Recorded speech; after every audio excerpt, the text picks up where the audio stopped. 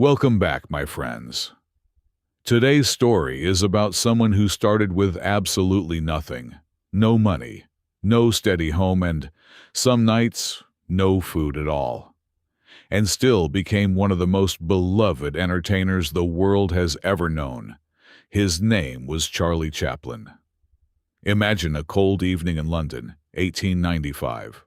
A small boy sits alone on a street corner. He's only 6 years old, hungry, cold, dressed in worn, dirty clothes. People walk past him without a second glance. Nobody stops. That boy was Charlie Chaplin. His childhood was brutal from the start.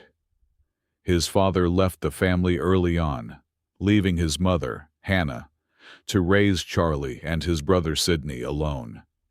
Hannah worked as a singer in small theaters, but the money was never steady, and eventually her voice gave out entirely. Without her voice, there was no income, and without income, the family spiraled into poverty. They drifted from one lodging to another, sometimes with nowhere to sleep at all. Charlie wore the same worn clothes every day, and other children mocked him for it. He felt ashamed. He felt invisible. When Charlie was 7, poverty finally caught up with the family entirely. With no parent able to care for them, Charlie and Sidney were sent to a workhouse, a grim institution for destitute children, where kids scrubbed floors and washed laundry for meager food and cold, hard beds. He was briefly reunited with his mother about a year and a half later, but the family situation kept collapsing. By the time Charlie was 9, his mother's mental health had broken down completely, and she was committed to an asylum for treatment. Charlie despised it there. But even in that bleak place, he discovered something remarkable about himself. He could make people laugh. When the other boys felt hopeless, Charlie pulled funny faces, walked in ridiculous ways, cracked jokes, and for a few precious moments, everyone forgot their hunger and misery. For the first time, Charlie felt like he mattered. Years later, as a teenager, Charlie began performing professionally on the English stage. First as a boy performer, then, by his late teens, touring with Fred Karno's well-known comedy troupe. He learned everything about physical performance, how to move, how to use his face and body to tell a story without saying a word. Audiences adored him. Small and thin, he commanded the stage anyway, fluid, fast, and utterly unlike anyone they'd seen before. Life on tour was still far from glamorous. Cramped trains, cheap lodging, multiple shows a day. But Charlie never complained. He knew this was his way out. In 1910, at 21 years old, Charlie boarded a ship bound for America as part of Karno's touring company. He felt both terrified and thrilled. America, after all, was the place where dreams were supposedly made real. Audiences across New York, Chicago, and San Francisco fell for his comedy instantly. His energy, his expressive movement, his ability to tell an entire story in silence. Then, in 1913, everything changed. A filmmaker named Max Sennett, who ran Keystone Studios, had seen Charlie perform on tour and saw real star potential in him. Sennett offered Charlie a film contract worth $150 a week, an enormous sum for a young stage performer at the time. There was just one catch. Charlie had never made a film in his life and knew nothing about acting for a camera. He said yes anyway. In January 1914, Charlie walked into Keystone Studios in Los Angeles for the very first time, surrounded by cameras, lights, and a fast-moving crew who all seemed to know exactly what they were doing, while he felt completely lost. His earliest films weren't very good. Stage acting is big and exaggerated. But the camera demanded something smaller, subtler, more natural. He had to relearn his craft from the ground up. Then came the moment that would define his entire career. One day, a director told him to quickly find a costume for an upcoming scene.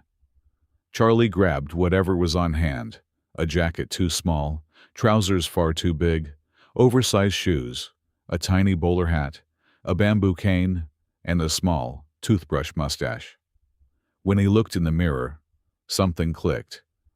Staring back at him was a new character entirely, poor but dignified, small but brave, melancholy yet endlessly funny, with a good heart underneath it all.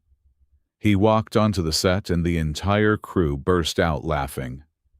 That character, soon known worldwide as the Tramp, became Charlie's signature, and one of the most recognizable figures in entertainment history. In film after film, the Tramp was penniless, dressed in the same worn clothes, yet he always tried to do right, helping others, falling in love, standing up to bullies, making audiences laugh until they cried. People saw themselves in him. Everyone understood what it felt like to struggle, to feel small, and the Tramp's refusal to give up, no matter how hard life got, gave people real hope. By 1915, Charlie's success exploded. A rival studio offered him $1,250 a week, more than 8 times what he'd earned just 2 years earlier. He kept growing, eventually stepping behind the camera to direct as well, shaping every element of his films. Story, casting, staging, everything. He wasn't just an actor anymore. He was becoming a true artist. His popularity soared across every class of society, rich and poor, children and adults, all lining up outside theaters to see him. Charlie Chaplin had become the most famous entertainer alive. But fame wasn't enough for him. He wanted his films to mean something, to make people feel, not just laugh. So his comedy began carrying real emotional weight. Joy, heartbreak, love, loss, all woven into the humor. In 1921, he released The Kid, the story of the Tramp adopting an abandoned child. A film that made audiences laugh and weep in the very same scene. It was a massive success, and it cemented Charlie not just as a star, but as a genuine artist. In 1919, Charlie joined fellow film icons Douglas Fairbanks, Mary Pickford, and D.W. Griffith to found their own studio, United Artists, a bold move that let them make films entirely on their own terms, free from studio control. For Charlie, it was a dream realized. In 1925, he released The Gold Rush, a film that took over a year to make, following the Tramp's desperate search for fortune in Alaska, including its now iconic scene of the starving Tramp cooking and eating his own shoe as though it were a gourmet meal. Audiences laughed and felt his hunger and hope in equal measure. It's still considered one of the greatest films ever made. By 1931, the film industry had shifted dramatically. Sound had arrived, and actors were now expected to speak. Charlie disagreed. He believed the body and face could tell a story more powerfully than dialogue ever could, and released City Lights as a silent film anyway. He was right. It moved audiences to tears more deeply than most talking pictures of its era. By this point, Charlie Chaplin had become one of the wealthiest and most powerful figures in entertainment, owning his own studio, controlling his own work, holding a level of creative freedom almost no one else in Hollywood had. The poor boy from London streets now had everything: But storm clouds were gathering. In 1940, Charlie released a bold and controversial film called The Great Dictator, a satire aimed directly at Adolf Hitler, made before America had even entered the Second World War. Many powerful figures urged him not to make it, warning it was too politically dangerous. He made it anyway, playing dual roles, a gentle Jewish barber and a tyrannical dictator. The film closed with a passionate speech about freedom, kindness, and humanity, and became a massive success. It also made him powerful enemies. In the tense political climate that followed, some accused Chaplin of holding dangerous, un-American views. The U.S. government began investigating him, and newspapers turned hostile. In 1952, while Chaplin was traveling abroad, the American government revoked his re-entry visa, informing him he could return only if he answered questions about his political beliefs. Charlie was stunned and deeply hurt. He'd lived in America for nearly 40 years and built his entire career there. He chose not to return, settling instead in Switzerland with his family, reportedly saying, "I don't need America. America needs me." For the next 2 decades, he made films in Europe, but it was never quite the same. He missed Hollywood, the place where the Tramp was born. Then, in April 1972, something extraordinary happened. After 20 years away, Charlie Chaplin returned to America to accept an honorary Academy Award celebrating his lifetime of work. Now in his 80s, he walked slowly onto the stage.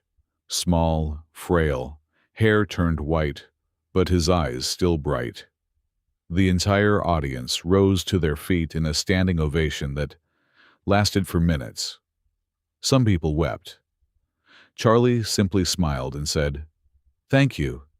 Thank you so much." That night, old wounds began to heal.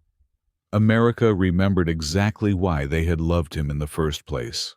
Not the politics, but the joy, the laughter, and the tramp who never stopped walking forward, no matter what life threw at him. Charlie spent his final years peacefully in Switzerland with his wife, Una, and their children, surrounded by love, family, and the memory of an extraordinary life. On Christmas Day, 1977, Charlie Chaplin passed away at the age of 88. The world mourned him deeply, and people everywhere revisited his films to remember the joy he had given them. Charlie Chaplin proved something remarkable, that a boy with absolutely nothing, no money, no home, barely any hope, could still create something that would outlive him by generations. He turned hunger into humor, heartbreak into art, and became, quite literally, one of the most recognized faces in human history, all without ever saying a single word on screen. If life feels heavy for you right now, remember the boy from London streets who kept walking forward anyway. Because sometimes the hardest beginnings shape the most unforgettable stories. If this story moved you, please like this video, leave a comment telling me which part of Charlie Chaplin's life inspired you most, and subscribe to Storyline English Chapters for more true stories that help you learn English while you listen. Thank you for being here, my friends. Until next time, keep learning, keep growing, and keep walking forward.